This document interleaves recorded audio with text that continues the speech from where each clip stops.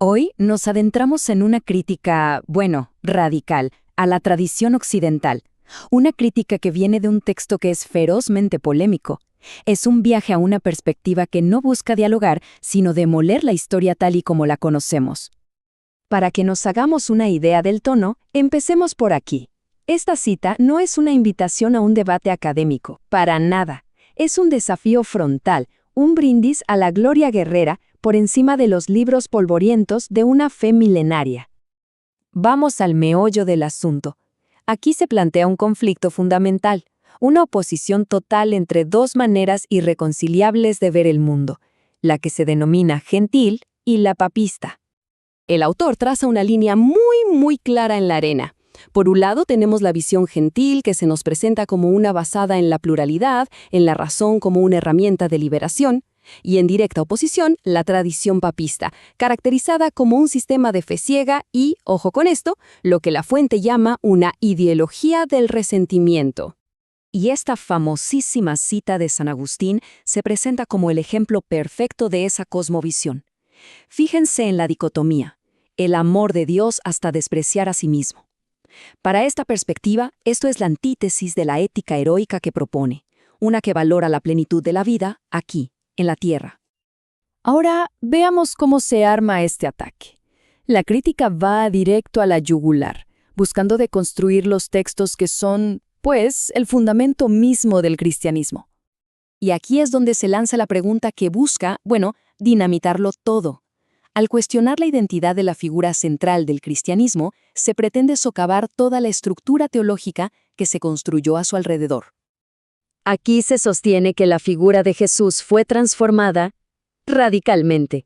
Se hace una distinción muy clara entre el rabino histórico de los evangelios sinópticos, un Jesús, digamos, más terrenal, y lo que se llama el verbo teológico del Evangelio de Juan. El argumento es que este último no es un retrato histórico, sino una construcción mística, muy influenciada por la filosofía griega. Es que esta cita lo resume todo. Juan no narra, Juan interpreta. Según esta visión, el Evangelio de Juan no es un relato, sino una reinterpretación teológica que nos presenta a un Jesús científico, un redentor intemporal, que está muy lejos del profeta original. Pero eso no es todo. El argumento también se apoya en lo que describe como inconsistencias internas. Menciona proverbios que se contradicen entre sí, o las enormes diferencias en las edades de los patriarcas entre distintos manuscritos. Para esta perspectiva, estos no son simples errores de copia, sino la prueba de una manipulación humana, no de una inspiración divina. Ok, ya vimos la deconstrucción, pero entonces, ¿qué se propone en su lugar?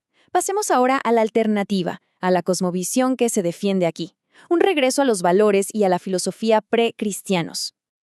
Aquí se nos dibuja un ideal muy claro, se exaltan virtudes como la ética heroica, inspirada en esa tradición grecorromana, la razón como la máxima herramienta de emancipación y una visión de lo divino que en lugar de un solo Dios abraza la multiplicidad. El texto, en sus propias palabras, canoniza al filósofo que pensó la ciudad, la bondad, la medida, el límite.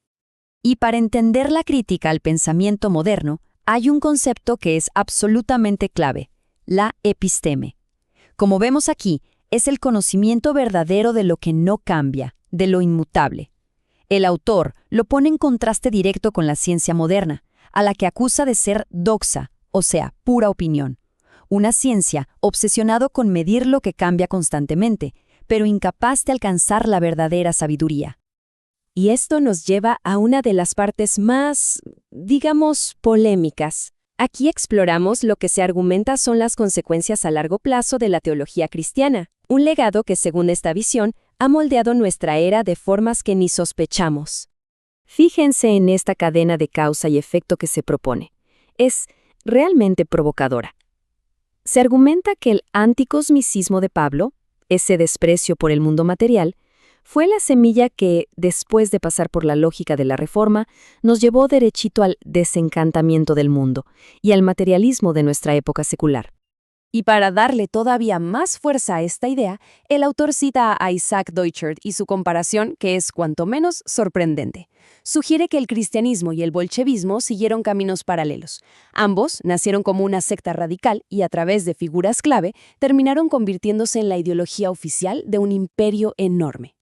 Y con todo esto sobre la mesa, llegamos al remate final, a la reinterpretación más radical de todas sobre la identidad y la historia de Occidente. Y aquí está, la afirmación más impactante de todo el análisis. Según esta perspectiva, el verdadero fundador de Occidente no es un papa, sino el emperador Diocleciano, recordado precisamente por ser uno de los mayores perseguidores de cristianos. Es a él a quien se le atribuye haberle dado forma institucional a Occidente como entidad política. Y esta fecha, el 284 después de Cristo, no es un dato menor. Se presenta como el punto de anclaje de todo el argumento histórico. Para esta visión, en ese momento, Occidente ya existía como una cultura. Diocleciano simplemente le dio la forma política creando una división del imperio que, sin saberlo, cimentaría para siempre la identidad occidental. Al final, después de todo este recorrido, de este análisis tan intenso, nos queda una pregunta fundamental flotando en el aire. Nos obliga a reflexionar sobre cómo se construyen las narrativas históricas y quién tiene el poder de contarlas. Un recordatorio de que la forma en que entendemos nuestro pasado define inevitablemente nuestro presente.